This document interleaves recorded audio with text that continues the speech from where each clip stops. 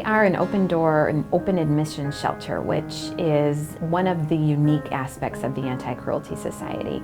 We will accept any animal in any condition at any time. We have a foster program that essentially is an off-site housing program for animals who are not yet ready for our adoption room. For a multitude of reasons, we are not able to adopt them at this point in time.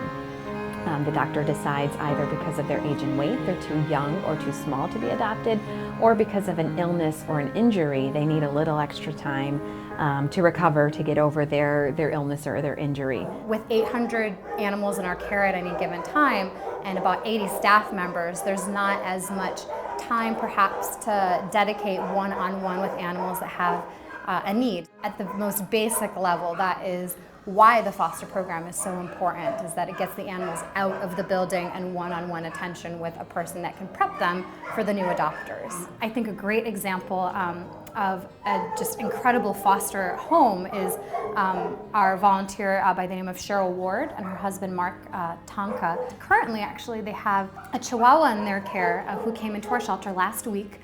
He was actually brought in by one of our field investigators. We had received a phone call from within the community that there was some suspicion that a neighbor was perhaps neglecting their dog. So we sent an investigator out, and when they arrived, they saw the Chihuahua outside in the yard. Luckily, we were able to make contact with the owner, so she agreed to sign him over to Anti-Cruelty. So we brought him in here, and that's how he ended up in the foster program. His recovery for a week, it's amazing. I just hope I can, get him up to the weight he needs to be, which if he keeps eating like he is, I'm sure it will just take a while.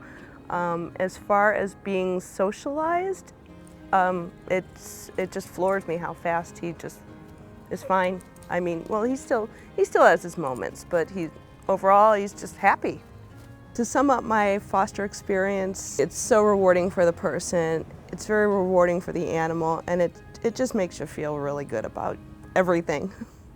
And you're just basically saving an animal, who otherwise wouldn't make it for one reason or another.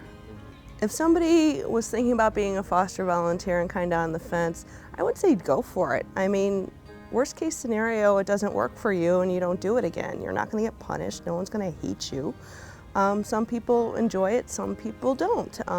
But yeah, if there was any interest at all, I'd say at least try it out. You're not going to lose anything.